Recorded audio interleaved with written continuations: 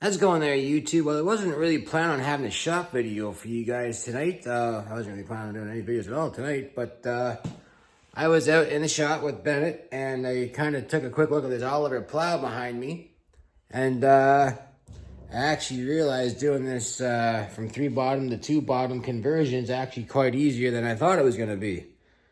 Upon closer inspection, I realized that there's no cutting required on this plow. It's all in sections. I was actually looking in the parts book there a little while ago just to kind of see how I was going to do this.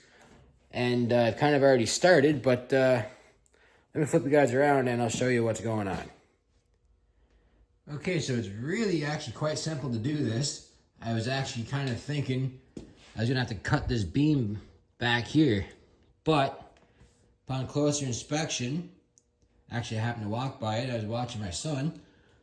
I looked here and this actually on bolts. So I've already started, took these 2 bolts out and work on this one now. I need to put a little bit of heat on it, but also to take this section off here. I'm obviously gonna take the coulter off, the plow bottom, everything's gonna go. That trail wheel back there, which Oliver also called these a rolling landslide. Quick little note here, if you guys are into Oliver stuff and have not checked out Oliver 66 Farm Boys YouTube channel, go over and check him out. Super informative channel. I've probably watched this video on the Plowmaster plows probably 10 times. I'm always interested in learning this stuff. So yeah, back to this is really quite simple. We're gonna pull this piece of the frame off here. This piece of the beam off here. Of course, the support comes off. I'm really not quite sure on the landslide control. That's it, or the tail wheel control. I'm hoping that hole will work for us.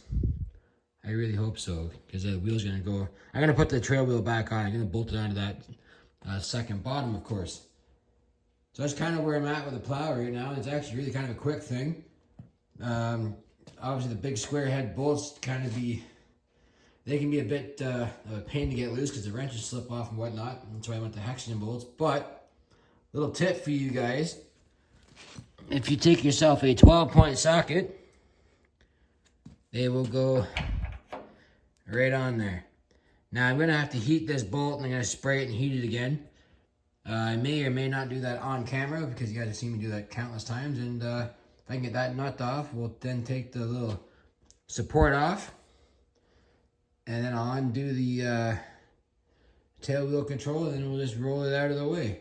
Actually, I'm gonna have to roll the plow forward because I've been to the shop long now, but at least if I get this 3rd bottom off, I can huck it into the back shed there and make some more spare parts also. So I also need to change one of the points up here because it came like this. It was already, somebody must have cut a rock or something.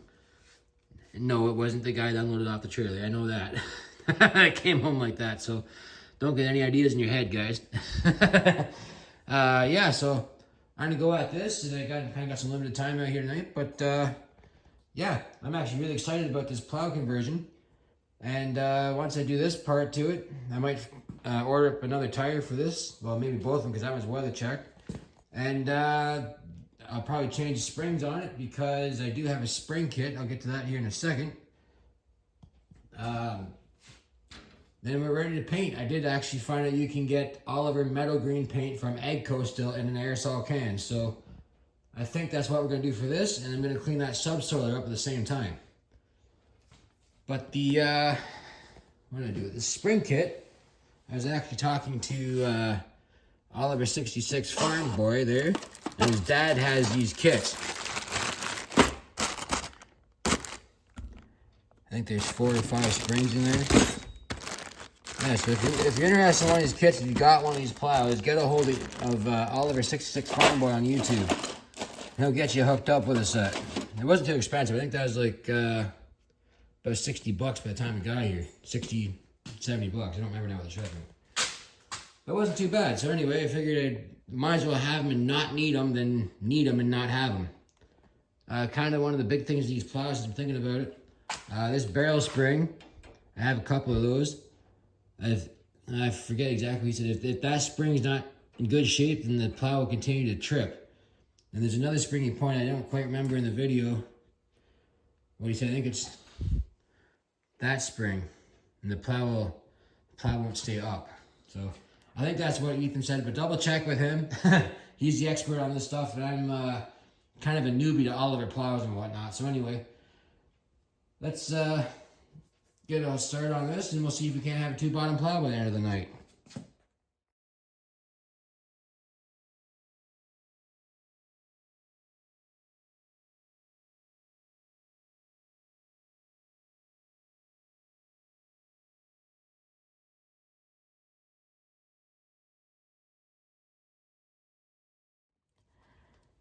Alrighty, well, we've got pretty much everything loose. So I think we gotta get loose to get this separated.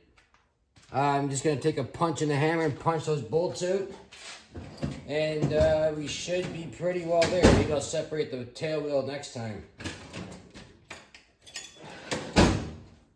So, I don't know if you guys caught it or not, when it was in the time-lapse mode, and I punched the bolt out of the tail wheel control, the back end of that dropped. I wasn't expecting that, but had a feeling it would, but kind of hoping it wouldn't.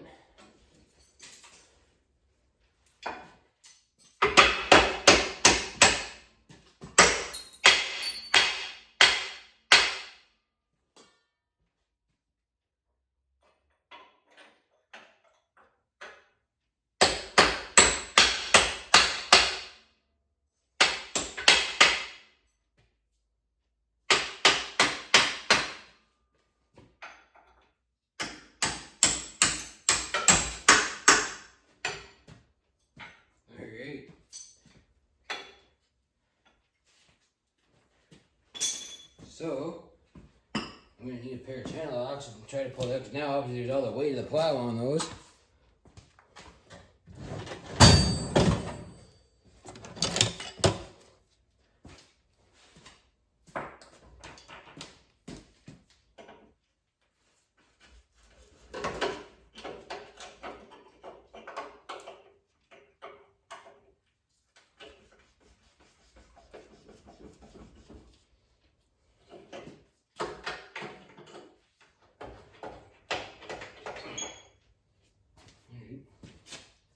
Maybe a bit of a shorter punch.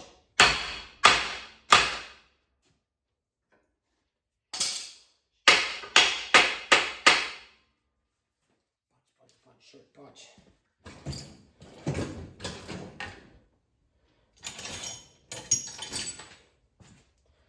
That would work better.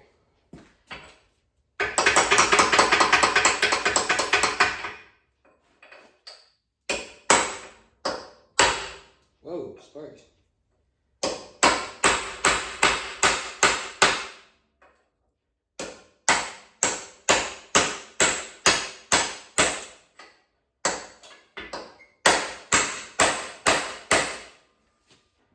Coming.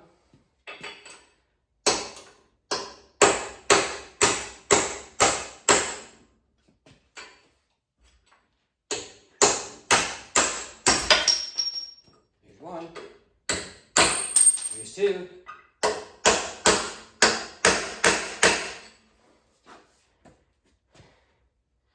I wonder. Aha! There we go. We're separated. We now have a 2-bottom plow. It actually wasn't as bad as I thought it was going to be at all. Well, I got to figure out, like I said in the... Oh, I dented my table. Shoot. Oh, yeah. Anyway.